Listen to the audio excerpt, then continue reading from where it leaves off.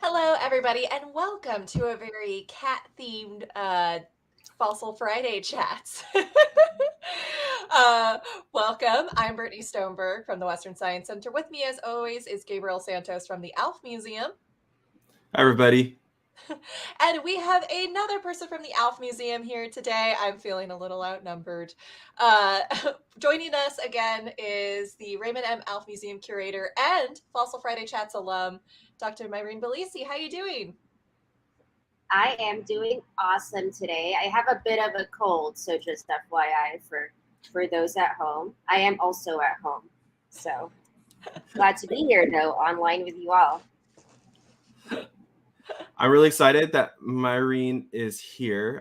Brittany will explain kind of why things are a little different than the last time Mairin joined us on Fossil Friday Chat. So, yes, because again, like I said, Mairin is now the curator at the ALF Museum. Congratulations again.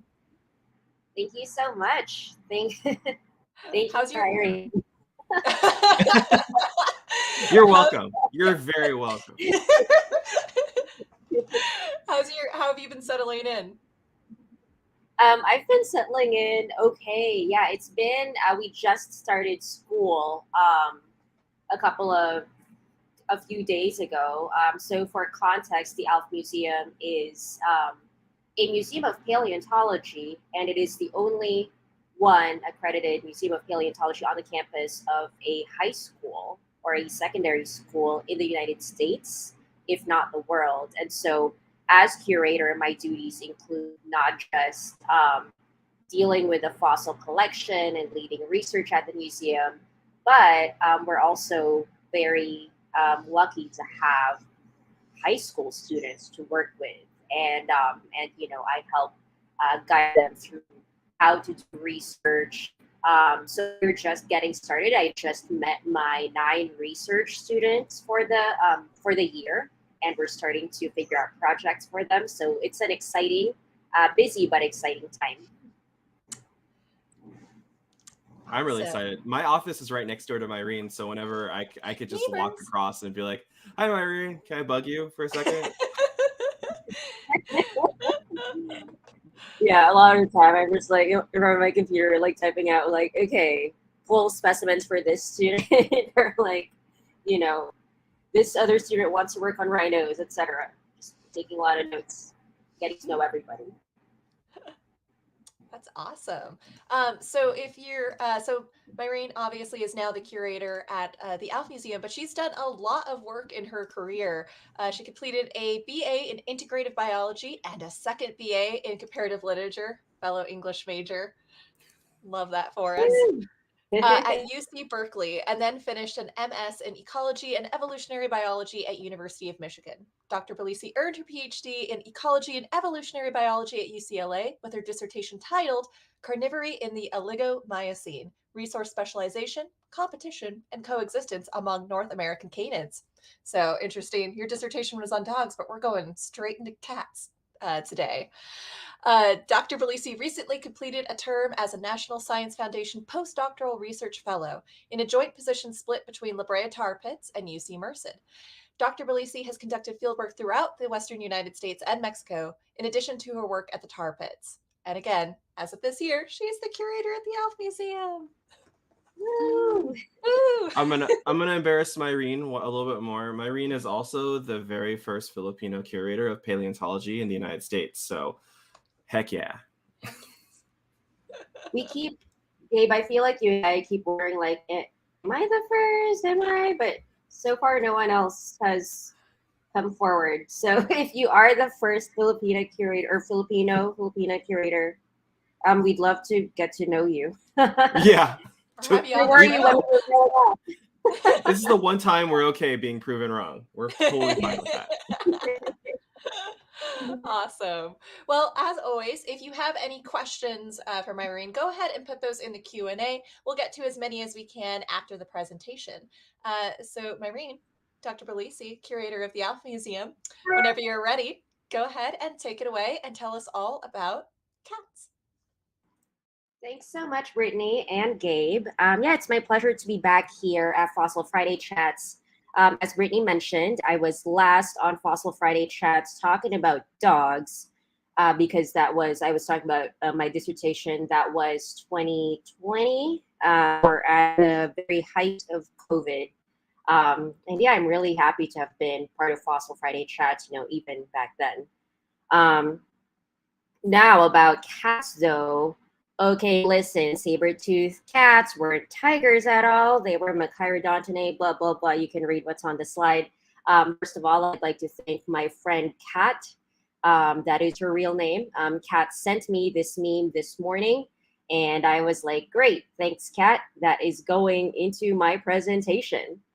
So yeah, this talk is going to be generally about cats, Saber-Toothed cats in particular. I want to talk about a couple other cats as well, like the bobcat. I don't think we'll have time. If we do, I do have some slides at the end about that. But yeah, so focus on saber-toothed cats and specifically Smilodon, because as this meme highlights, there were multiple saber-toothed cats in mammalian history, and actually there's way more than this meme illustrates. So there was Smilodon, which we'll talk about. There's Homotherium, which this meme also mentions. There's Xenosmilus, and there's an entire other family that we won't even get to talk about today. Anyway, but before we talk about cats, I'd like to thank everybody involved in the work that I'm about to present. First of all, Fossil Friday Chats for having me again. So I come from, as Brittany mentioned, I come from a museum family. I come from an academic, university family, and those folks are all highlighted here. And of course, the work would not be possible without funding, for better or worse. So thanks to the National Science Foundation and UC Merced for that. Okay, so a little bit about me. Here we are in North America at the moment. So I grew up elsewhere. I've lived in California now for the last, over 20 years. But I was born and spent my childhood in Manila in the Philippines. And, it's about a 15-hour flight away. Not sure about that price. I think it's more expensive now because that's a pandemic price right there. So I grew up in Manila in the Philippines. So this is a country in Southeast Asia. So it's very different from, what we see here in California. It is quite lush. It is pretty tropical. And so there it is. There's where I grew up. And my family and I would take frequent road trips to the northern part of the country, which is where my parents are from. So yeah, it looks pretty lush, on a map if you turn on Google Maps satellite view. And it also looks pretty lush when you're hiking through these places like Cavinti Falls in Laguna, which I saw for the first time in 2018 or so. So there are waterfalls, there's amazing vegetation. And this is, this inspired another friend of mine, Alexa Unruh, to draw a Parasaurolophus peeking around the bend of this very tropical rainforesty landscape. However, this is actually not where I grew up, because I grew up in the capital, Manila, which looks like this. So it is a very urban landscape. even though looking on a map now as an adult, I see that it was surrounded forests. But when I was growing up, there was no Google Maps, and I grew up very confined in the city. And so I became familiar with aspects of natural history, paleontology, zoology through this magazine, National Geographic, which my grandpa, who at the time had already immigrated to the United States, my grandpa would send home boxes of this, iconic magazine. And that really started for me an interest in, well, photography, and also, natural history, etc. The left here, just for fun, here are some early photos of, what early indicators of me studying what I study now, which are cats and their friends, other mammalian carnivores. Okay, so fast forward to when I was in high school, and I was, my entire family and I immigrated to the United States, and I ended up going to college at UC Berkeley thanks to a full scholarship that I received to go there. And so I didn't really have a good idea of what I wanted to do when I got to college, but I came to start working with the sorts of people who would get their work published in National Geographic. So, National Geographic magazine, it's very glossy. Reading it was never an idea in my mind that, oh, I want to grow up and do these things, because no one around me was doing those things. So it was always just like, okay, this is something that other people do. But coming to Berkeley and starting to work with these mentors who actually did these things was pretty transformative for me. And so, to this day, I still carry, the belief of like, oh, hands-on learning really helps students and young folks, or students of all ages, really helps make it solid for them, helps concrete that they can do what they want to do or what they think is something cool to do. Anyway, so at UC Berkeley, I got to work with my first fossils, and these are fossils that were stored in the campus bell tower, called the campanile. And those fossils happen to be fossils from the La Brea tar pits here in Los Angeles. And I'll talk more about tar pits fossils in a moment. But I took that experience and brought it to the University of Michigan, where I did my master's thesis on the carnivores of the La Brea tar pits, looking at their dietary behavior and resource partitioning. And after that, I went back to California because I slipped on a patch of ice in Michigan, and that was a bit too much for me. I moved back to California, where it's sunny, and did my Ph.D. in Ecology and Evolutionary Biology at UCLA. And since then, I've just stuck around Los Angeles. I like to say that this paleontologist, because the tar pits are very sticky, well, this paleontologist got stuck. And so I did a postdoc at La Brea tar pits, working, mentoring students, doing research, as shown here on the bottom left. And now I have leveraged that experience, and I'm trying to apply it at the ALF Museum, where I continue to work with students. So here we are on our Carnivory trip, which is a 2-week summer field trip that we take to Utah and Wyoming, where we collect fossils and generally have a good time. Okay, so that's it for my story.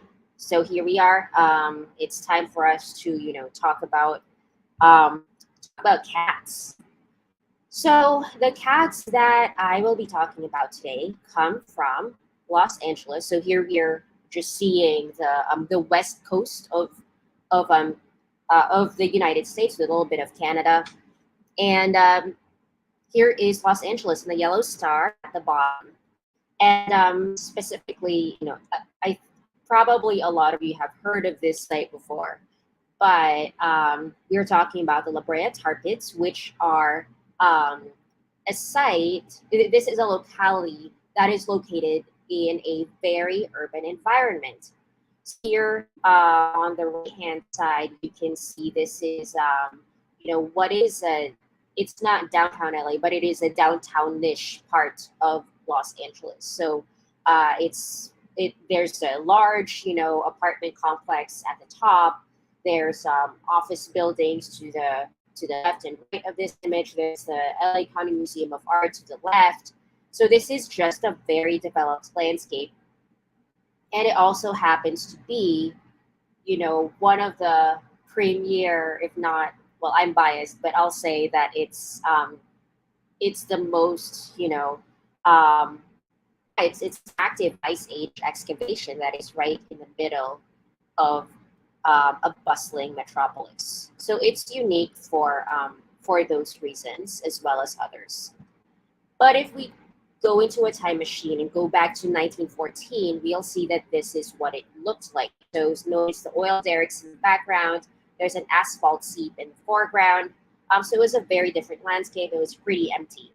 And if we go back even farther to 55,000 to 11,000 years ago, this is probably what it looks like. So, imagine you have the same asphalt seep in the foreground. You have saber-toothed cats, you have giant ground sloths, you have predatory birds. There are dire wolves skulking to the left. There are mammoths and mastodons in the background. So this is, this same area that we call Rancho La Brea that is in the middle of Los Angeles at Wilshire and Curzon. That area has undergone so much transformation, not just over the last century, but also over the last tens of thousands of years. But I would like to note that the landscape, the major features of the landscape have stayed consistent. So for reference, if you're feeling a little displaced, those are the Santa Monica Mountains in the background, Hollywood Hills in the foreground, or middle foreground, and there's the Hollywood side right there where it would be today. All right, so what is so special about asphalt? So here we have, a stock video of an asphalt bubble walking through the tar pits every day for 4 years and more. I definitely developed some I definitely watched some of these bubbles, and I have a favorite bubble, so you can ask me about that. What's so special about it, though, is that asphalt, because it's very sticky, so it oozes up from under the ground. It's the remains of fossilized marine organisms from the last many million years, and it's basically turned into fossil fuel, and it oozes up out of the ground as very sticky. It's like the crudest version of crude oil, basically. And so when it reaches the surface, it tends to form these sticky pools, and animals walking around get trapped in it. And it also entraps, plant matter that tends to blow in or fall in. And asphalt is generally a great preservative. And so the La Brea tar pits and other asphaltic localities, because there's a bunch around the world, generally asphaltic environments offer these snapshots of past ecosystems that are comprehensive than other types of fossil localities. All right, so because the La Brea tar pits and other asphaltic localities preserve such a good number of, actually the La Brea tar pits in particular have a lot of,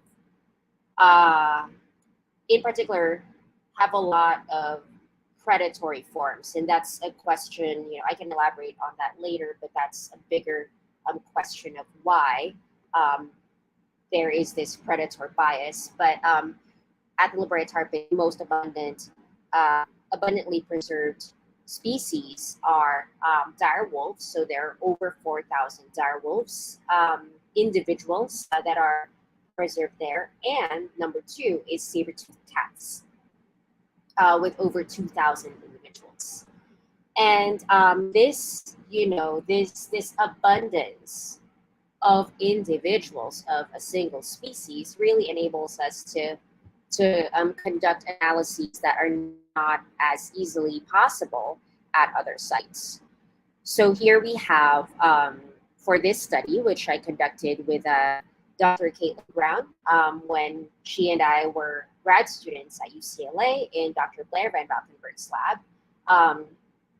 So for this study that I'm about to show you, we focused on the Rancho La Brea pathology collection. So what are pathologies? Pathologies are, for example, traumatic injuries or fracture, etc. So they are records of, pathologies are records of injury, and paleopathologies specifically are records of injury preserved as lesions on fossil bone. So pathologies are pretty rare in the fossil record, but when you have a sample as large as the tar pit sample, you have a better chance of finding those pathologies. So then the study which we published back in 2017, we asked the question, do the direwolf and saber-toothed cat differ in the location of traumatic injuries? And these are injuries that are sustained from hunting or from chronic behaviors. And will the injury location on the skeleton reflect the recognized hunting behaviors? And this study took us a long time because we counted 35,000 bones. That's just a scale of the abundance of bony elements in the labrapids. And what did we find? Here are some examples of injuries that we found. So let's focus on the saber-toothed cat because this is a cat talk. So on the saber-toothed cat on the left, that's the bottom row. So focus on the lower left square or rectangle. So we found, for example, in the saber-toothed cat, we found a lot of irregularities in, just in the spine. So this is a row of vertebrae. And so we were finding a lot of these that just have these irregular protrusions on the spine. These injuries happen when there is a chronic pull or an irregular motion that happens frequently. And then bone is pretty dynamic, and so it's going to form and reform when there's a continuous or repeated strain on it. So then we get we get strange protrusions on elements like saber-toothed cat vertebrae. And going maybe it's easy to compare the direwolf vertebrae up here, but if you look at letter A and letter B, letter A has the bony protrusion on the left side of the vertebra. So in aggregate, what do these pathologies look like on the skeleton? Well, this is what we found. So if you look at the distribution of the injuries across the skeleton, the saber-toothed cat tends to have a lot of its injuries over there on the reddest part, which is in the lower back. So it's in the lower, if you try to find your rib right now, so the lower part of your ribs, if you trace it back, that is your lower back, not quite your lumbar, but the lower half of your ribs toward the back. So that's one injury hotspot that we found in the saber-tooth. And that makes sense if you consider how modern big cats tend to hunt. So if you look at the image of the big cat here at the bottom to the left, you'll see that it's grappling with a large herbivore, right? And that sort of grappling will torque your spine such that, which would explain the injuries that we found in the vertebrae in the lower trunk or lower thoracic region. So that's one hotspot of injury. And the other hotspots we also found in the shoulder area. So the rotator cuff, again, that would be explained by a saber-tooth needing to grapple with its prey. And I look like I'm kind of dancing with a saber-tooth. No, this is grappling. This is my grappling motion.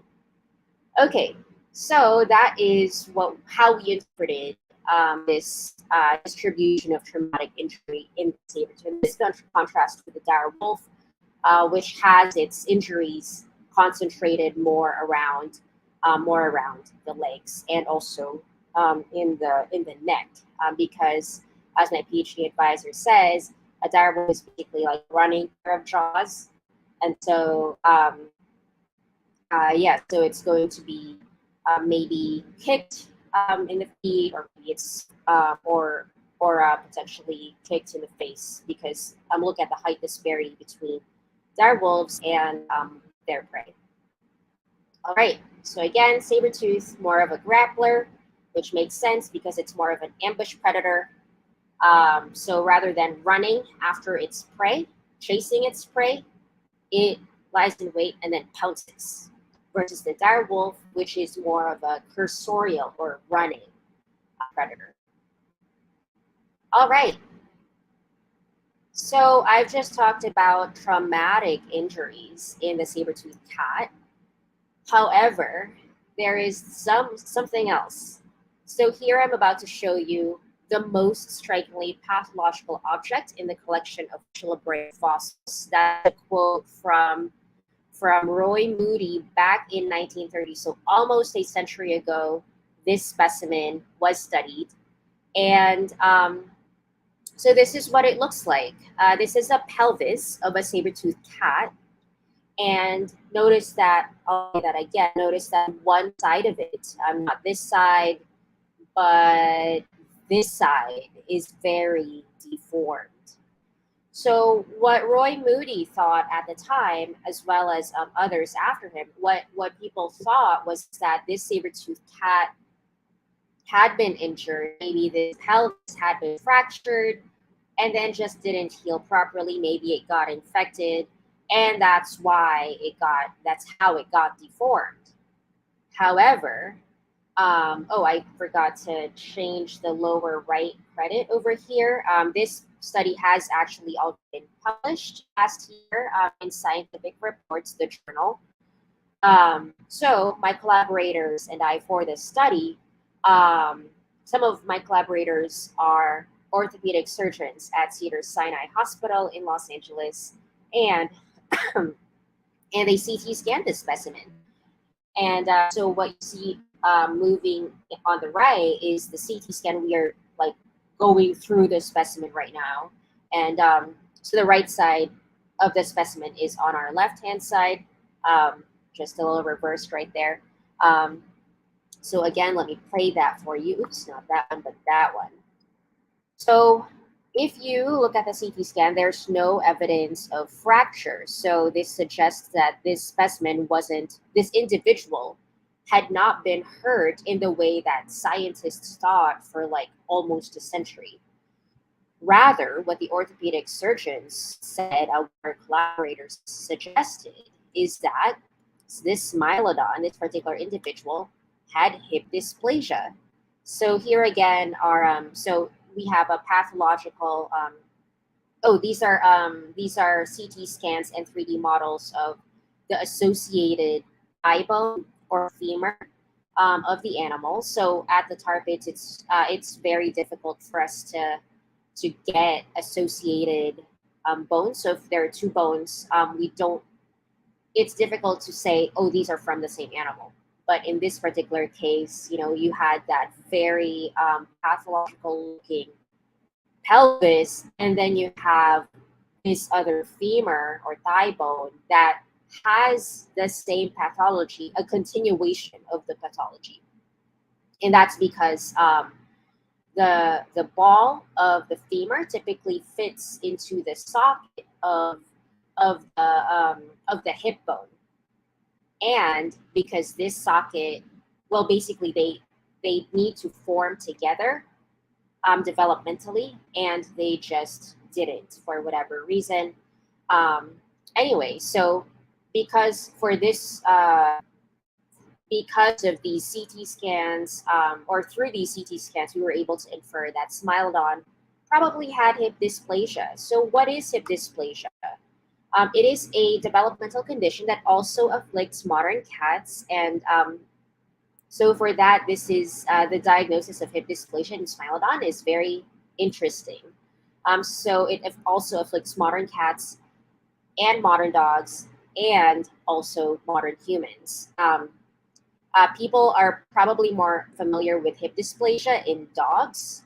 And I'm curious to know in the chat how many of you else dogs have had dysplasia.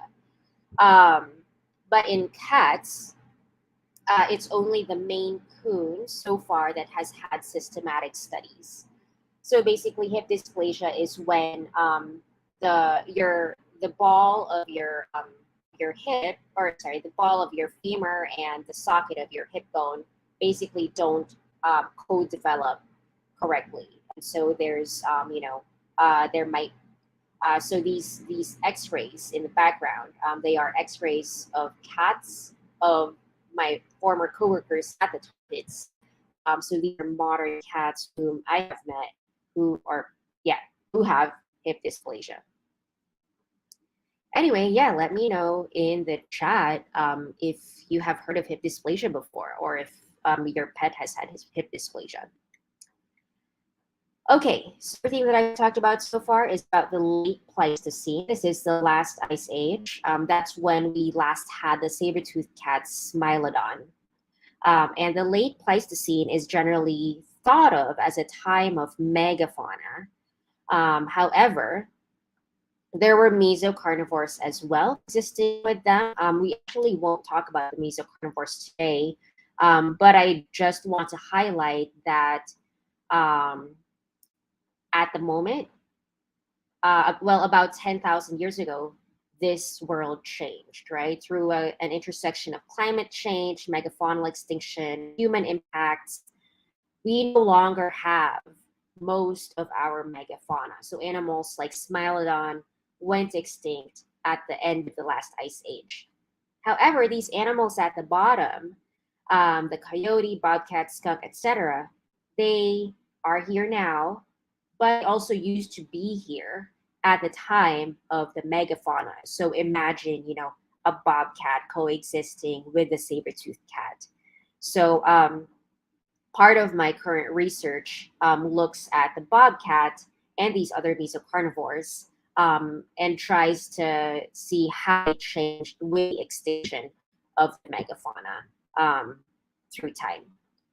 But for the rest of this talk, and I know I'm cutting it, I'm over time now, so I just want to highlight this study that my collaborator, Dr. Eric Lundgren, and I, and others conducted.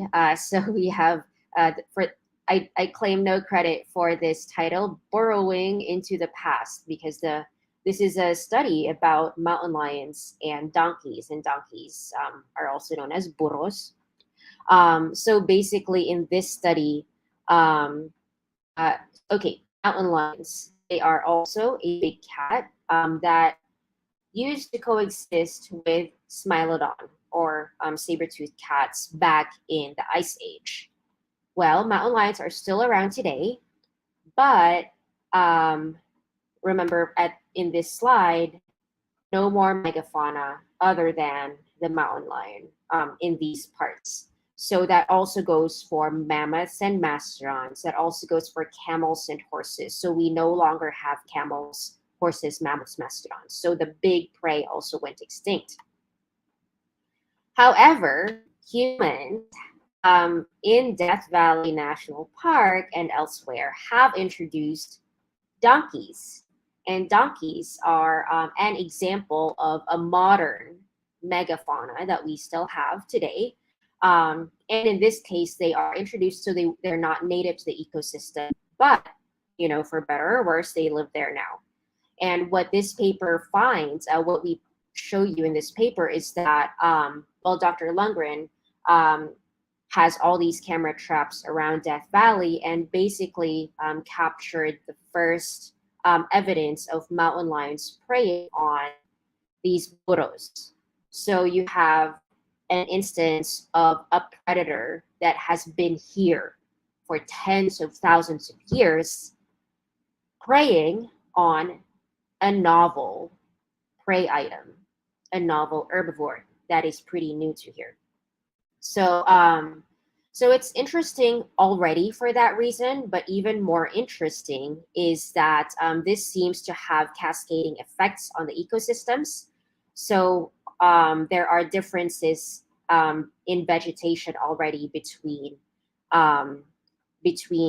sites where predation is happening and sites where predation is not happening. And all in all, we try to argue in this study that that this is a rewiring of ice age ecosystems. So you have, kind of like reinventing this scene over here on the lower right. This is a scene from Mark Hallett's mural of the tarpits trapped in time, but with a focus on the saber-tooth and the zebra-looking western horse in the middle there. So this is an interaction that went extinct, but we're arguing here that with the mountain lions preying on the donkeys, this interaction has come back. And so Dr. Lundgren will be talking at Fossil Friday Chats in 2 weeks, so I'll let him explain the slide a bit more. But yeah, so I would be happy to take questions. But yes, over here on the left is a not super accurate reconstruction of Smilodon that we found at the California Oil Museum in Santa Paula. But I like it anyway. I think it's cute. It's cute. I like the story. This is an unlikely reconstruction. I don't know. This could be right. He's very I mean, I love him. It's got Cat-titude, if you ask me. Yes, this is the fossil reconstruction with Cat-titude, definitely. Yes. Oh my gosh. I do like Should it. I go ahead and stop sharing? Yeah, go for it. Yeah, you're good. Okay. All right. I knew Mancoons. Is that how you say it? Mancoons? They were big, but I don't. That's a big cat. Is that a domestic cat? Yes.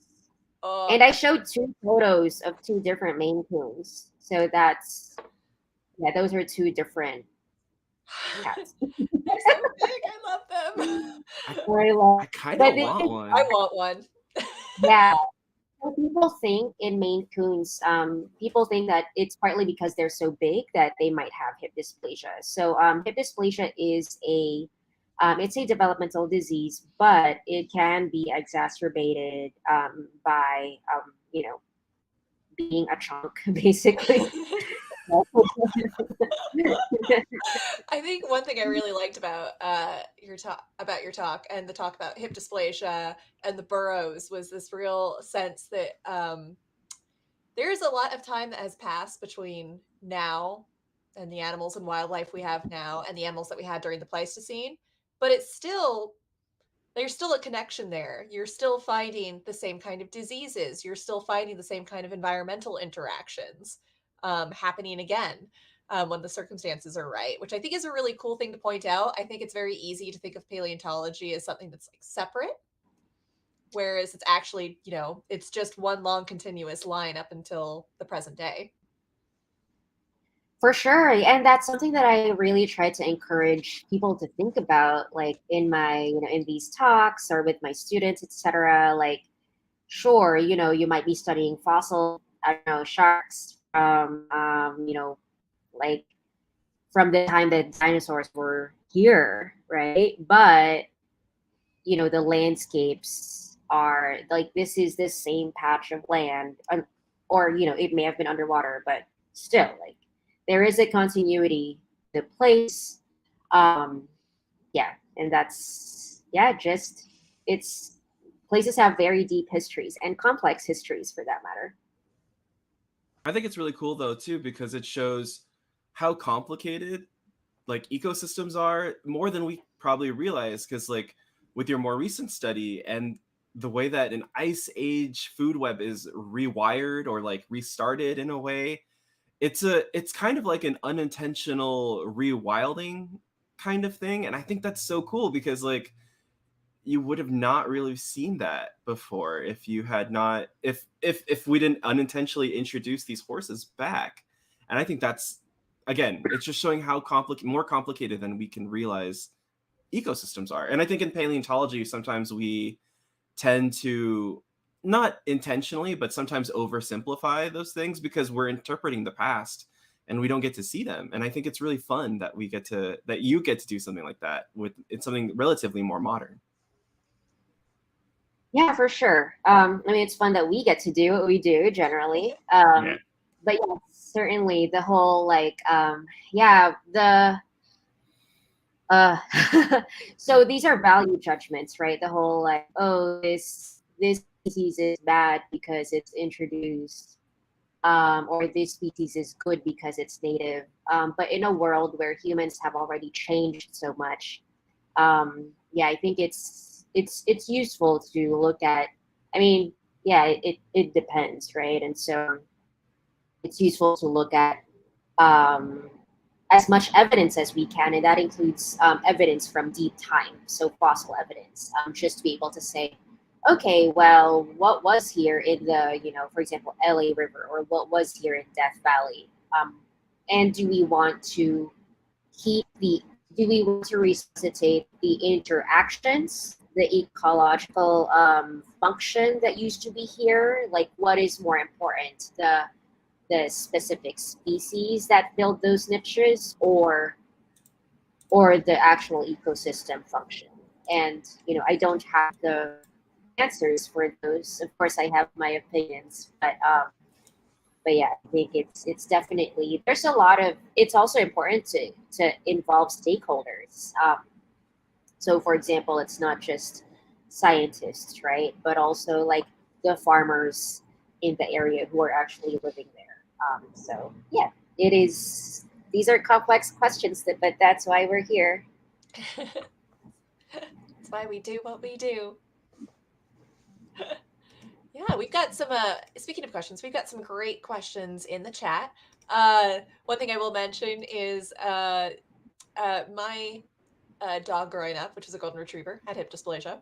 So I was pretty already familiar with it. Let's see.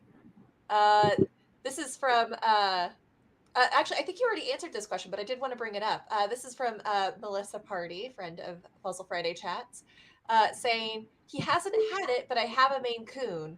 And she was asking if there was any reason that Maine Coons seem to get it, and if it's because they're large. And like you mentioned, that this seems to be a genetic condition, correct? Yeah, I think in the case of Maine Coons, it's specifically, the genetic component as well as the large size.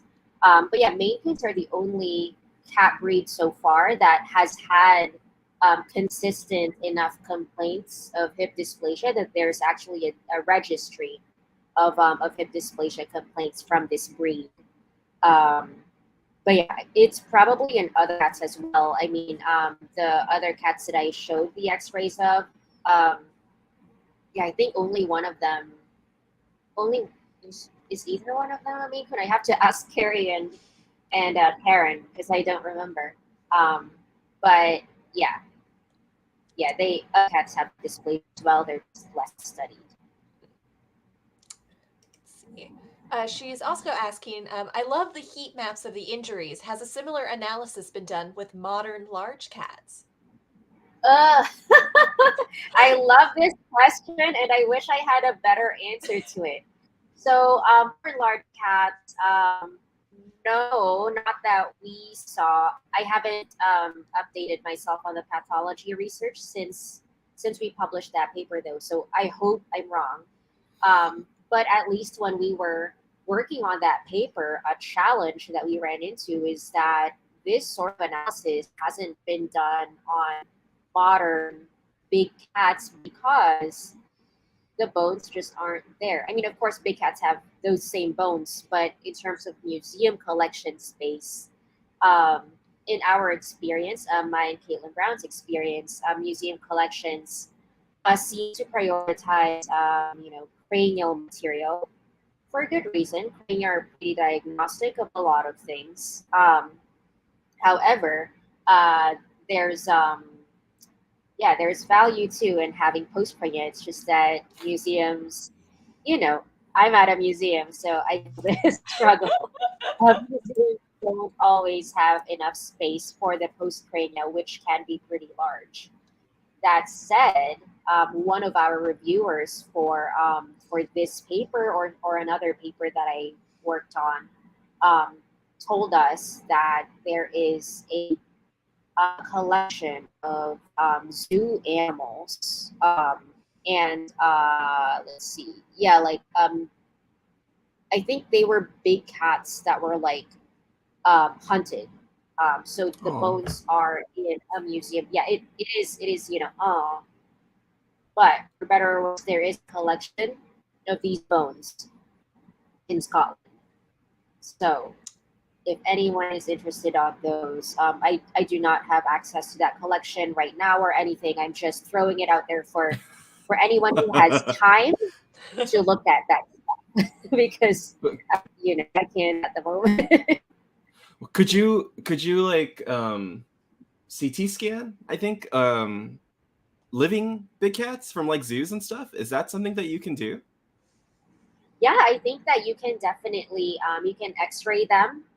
Um, the thing is that, like, I think unless an animal already shows like some sign of disease, that probably won't get done because X-rays and CT scanning can be resource intensive. Um, and with hip dysplasia in cats in particular, okay, so again, it's been studied more in dogs, and that seems to be partly because of a behavioral difference. So the question of hip dysplasia in cats is it's still a big question mark, except in Maine Coons. But in dogs, I think it's because it's pretty noticeable. So a dog is running around, playing around, and then stops being active or slows down radically. Like Brittany, how did you figure out that your golden retriever had hip dysplasia? Yeah, she now again, I think I was like I must have been like 9 or 10 when we started noticing it because we got her when I was like 5. So she slowed down, didn't run as much. And if she did run, she'd stop early and we started seeing like limping occasionally, things like that. I think if I remember correctly, she ended up having it in both hips. It was like it started in one hip and then we conducted surgery on that to correct it and then it ended up she ended up having it in the second hip, if I remember correctly. But yeah, it was definitely that, like you said, she started slowing down, she started limping, kind of thing. Didn't seem like she wanted to jump up anymore. That kind of behavior. Mm, yeah.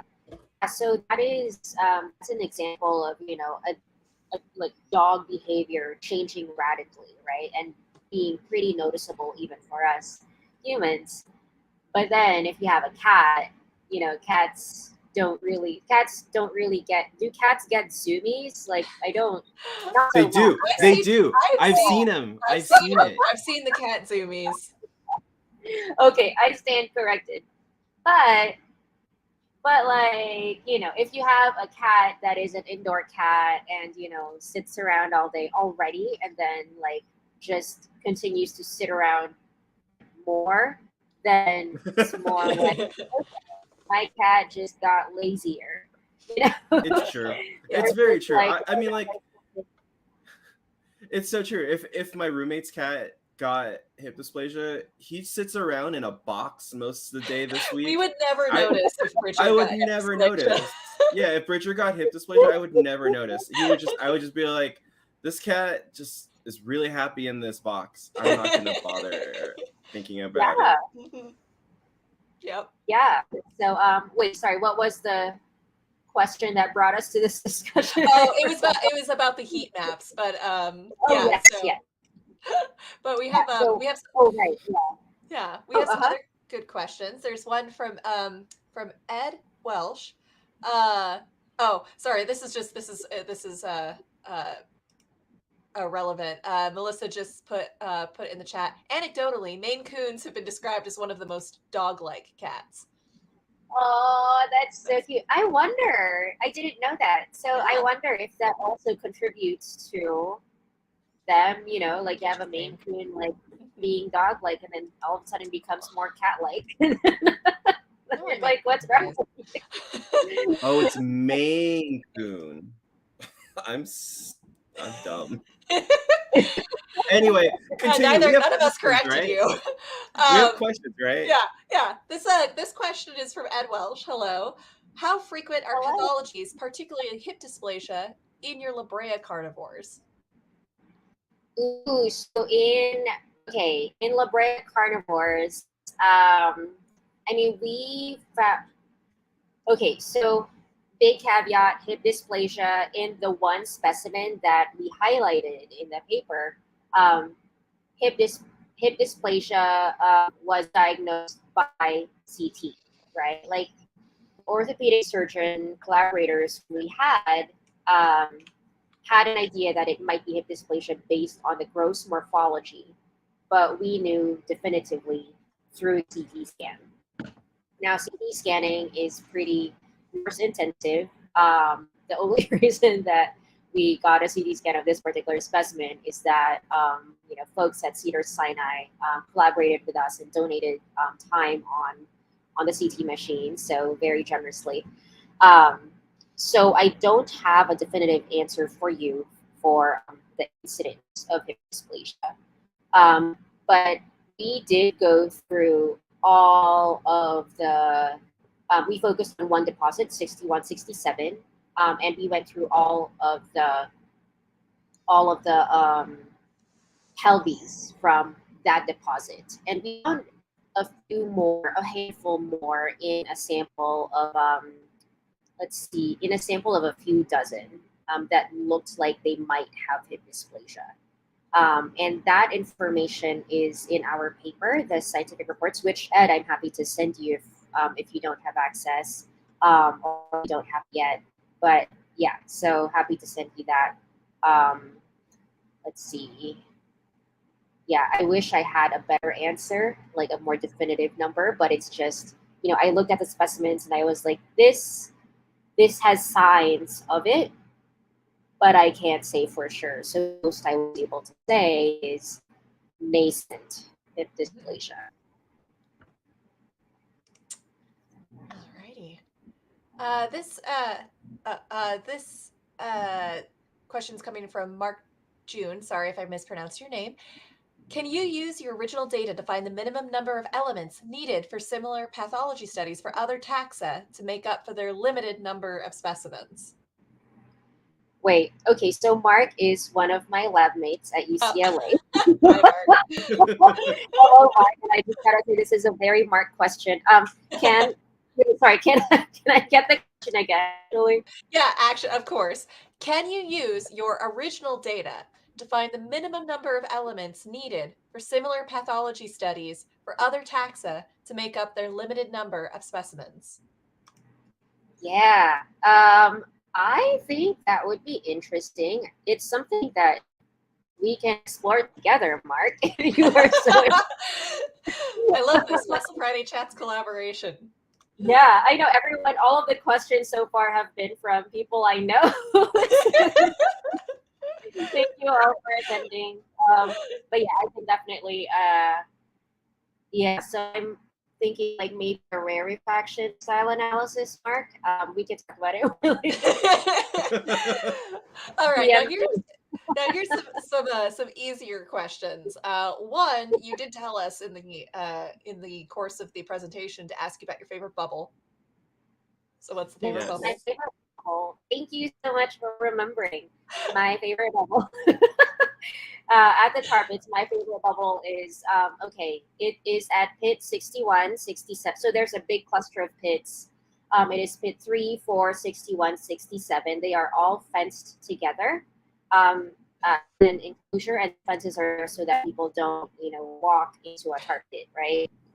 But if you stand by the southeast corner of that enclosure, one of my favorite bubbles is there. So it's pretty active, is what makes it favorite. All right, everybody. So next time you go visit La Brea Tar Pits, go find Myrin's favorite bubble.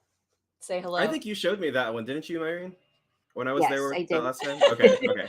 It's a Yeah, great bubble, everybody. I tell everybody I'm there in person with. And this question is from Martin. What's your favorite saber-toothed cat that's not Smilodon?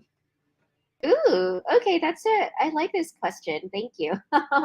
So my favorite saber-toothed cat that is not Smilodon is actually a quote-unquote false saber-toothed cat. So Smilodon and Homotherium and those other more recent saber-tooths, that's, okay, let me backtrack. Basically, saber-tooths have, there are multiple instances of them evolving, not just in the cat family, Felidae, but also in a separate family called Nimravidae. So Nimravidae, the common name for them is false saber-toothed cats, which is pretty subjective. I think that's a value judgment because who decides what is a false saber-toothed cat versus a real saber-toothed cat? But I digress. So my favorite saber-toothed cats that are not Smilodon are the false saber-toothed cats. Partly because I think they just need more, they just need somebody to represent them, so these other saber-toothed cats, they're smaller, or false saber-toothed cat, they're smaller. They lived many millions of years ago, like 40 million years ago and older.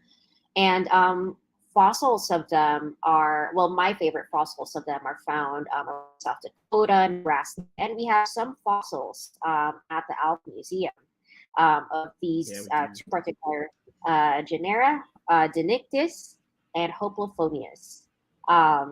So let's see. Yeah, there's also a mount at the Alf Museum of Dinictis, one of these nimravids. So yeah, I hope you'll come visit the Alf Museum sometime. I'm What sorry. are you two I'm laughing. about?